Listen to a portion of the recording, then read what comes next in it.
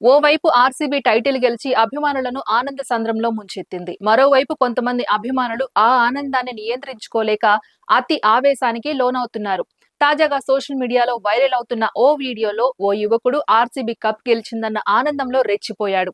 చేతిని కత్తిరించుకొని రక్తంతో కోహ్లీకి వీరతిలకం దిద్దాడు. ఆ తర్వాత టీషర్ట్ విప్పేసి గట్టిగా అరుస్తూ వీరంగం చేశాడు.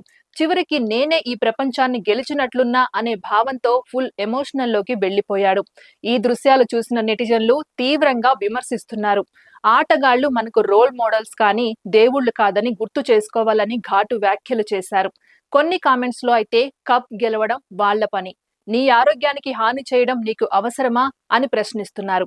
వాస్తవంగా ఆటను ఆటలా చూస్తే సరిపోతుంది, కానీ ఈ తరహా అభిమానం సరికాదని పలువురు హెచ్చరిస్తున్నారు. ఇలాంటి ఘటనలు మళ్లీ మళ్లీ చోటు చేసుకోకుండా అందరం బాధ్యతాయుతంగా ప్రవర్తించాల్సిన అవసరం ఉందని అభిప్రాయపడుతున్నారు.